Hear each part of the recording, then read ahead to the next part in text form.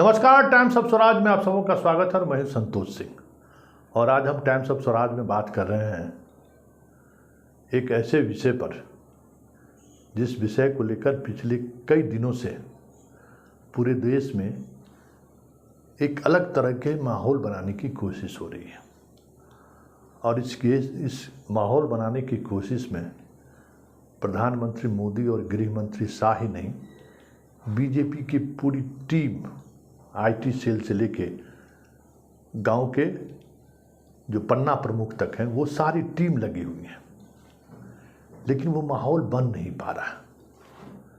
बार बार हर सभा में इस मुद्दे को अमित शाह के द्वारा उठाया जा रहा है, प्रधानमंत्री भी अपने अंदाज में उठा रहे हैं, लेकिन मुद्दा बन नहीं रहा है। और इस बीच सुशील मोदी ने एक ऐसी फिरकी खेली है कि आने वाले समय में अपने आप को राजनीति का धुरंधर मानने वाले अमित शाह और मोदी सुशील मोदी की इस फिरकी में इस तरीके से उलझ कर रह जाएं जो आप सोच नहीं सकते। जी हाँ, बात हम कॉमन सिविल कोड की कर रहे हैं, जिसको लेकर इन दिनों बड़ी बड़ी बातें हो रही हैं। अपने अपने तरीके से चीज़ें लोग बोल भी रहे हैं। प्रधानमंत्री से लेकर गृह मंत्री तक बीजेपी के तमाम लोग अपने तरीके से इस नैरेटिव को मेन मुद्दों में लाने की कोशिश में लगे हुए हैं। पूरी मीडिया की फौज इस नैरेटिव को आगे बढ़ाने में लगी हुई है कि कैसे इसको हवा दिया जा सके। स्वाभाविक तौर पर सोशल मीडिया पर हवा बनाने की कई बार कोशिश हुई, लेकिन हवा बीच रास्ते में ही निकल जा रही है। प्रधानमंत्री और गृह मंत्री की बात पर भी उस तरीके से रिएक्शन नहीं आ रहा है पॉलिटिकल पार्टी की, जो रिएक्शन आने के पहले आते थे। दिग्विजय सिंह जैसे लोग तो इस मामले में पूरी तौर पर चुप है। लालू यादव भी चुप्पी साथ रखा है इस मामले में। और कांग्रेस ने तो यहाँ तक कह दिया कि आप बिल लाइए, हम उसका रिव्यू कर, बिल तो लाइए तब हम इस पर बात करेंगे। और बाकी शिवसेना, ठाकरे, केजरीवाल जैसे नेता तो कह दिया कि हम समर्थन कर सकते हैं, कोई दिक्कत नहीं है। लेकिन इन सब के बीच कल कानून सदन में पेश होगा, उससे पहले जो संसदीय कमेटी है इस कानून में, इस संविधान में संशोधन को लेकर, उसके चेयरमैन हमारे सुशील मोदी जी हैं। और कल सुशील मोदी जी उस बैठक में एक प्रस्ताव रखा है। वो प्रस्ताव रखा है कि जो कॉमन सिविल कोड है उस पर आदिवासी के मामले में को अलग रखा जाए। जैसे पूरे देश में कई तरह के कानून हैं जो नॉर्थ ईस्ट में लागू नहीं होते। ये सीधे तौर पर मोदी के उस बयान का उलट है जिसमें वो कहते हैं एक देश में दो भाइयों के लिए अलग अलग कानून क्यों होगा।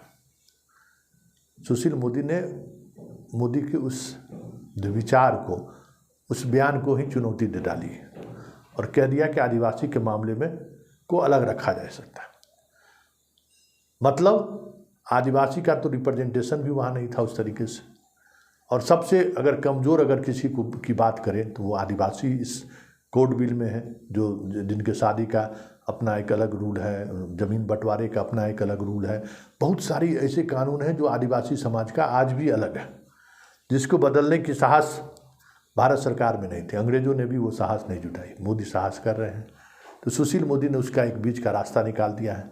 लेकिन बड़ा सवाल ये है, जब सुशील मोदी आदिवासी के लिए ये सवाल खड़ा कर रहे हैं, मतलब जैन, सिख, बौद्ध या अन्य जो धर्मावलंबी यहाँ इस देश में हैं, पारसी हैं, ईसाई हैं, उन लोगों को भी अब अपनी बात रखने की छूट दे दी है। आदिवासी की बात उठाकर इन लोगों को भी अब अपना प्लेटफॉर्म पर आके ये बातें कहें, ये संकेत उन्होंने दे दिया है। तो इस संकेत का मतलब क्या है? क्या आप बौद्ध धर्म के उन मान्यताओं को, धार्मिक मान्यताओं को बदलने की स्थिति में हैं? क्या जैन धर्म के उन धार्मिक मान्यताओं को, सामाजिक मान्यताओं को बदलने की स्थिति में हैं? ईसाई का आप बदल सकते हैं, पारसी का बदलने की स्थिति में है।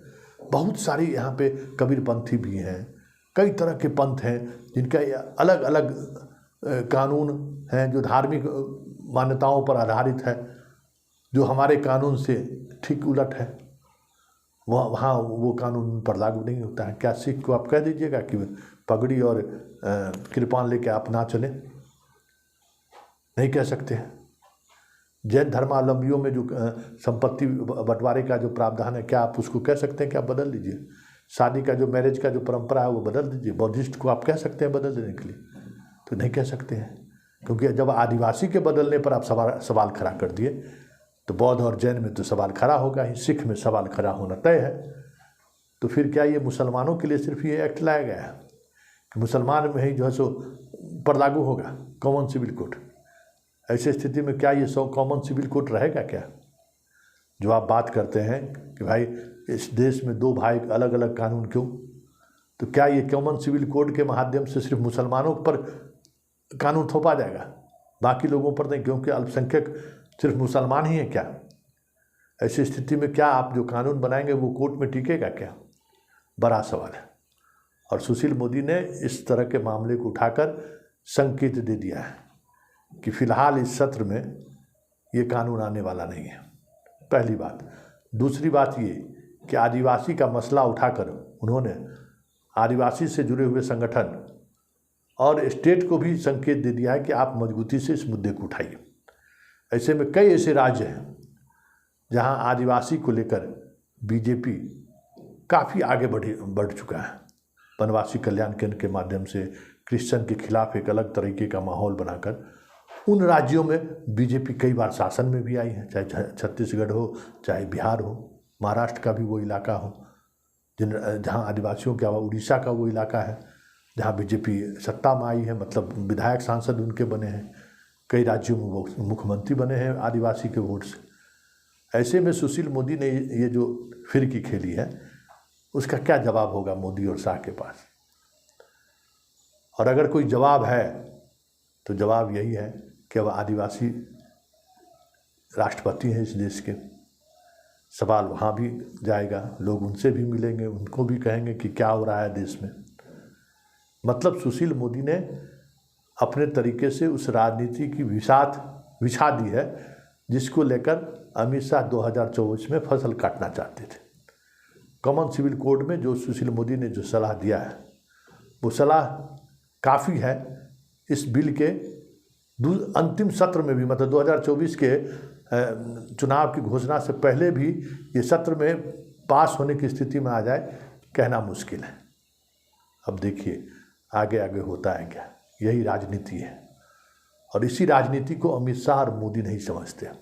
वो समझते हैं कि ईडी और सीबीआई ही राजनीति है, या फिर कुछ खैरात में योजनाओं को लागू कर दो, वोट ले लो, यही राजनीति है। लेकिन इस देश में इससे इतर भी बड़ी राजनीति है जिस राजनीति को समझने की जरूरत है।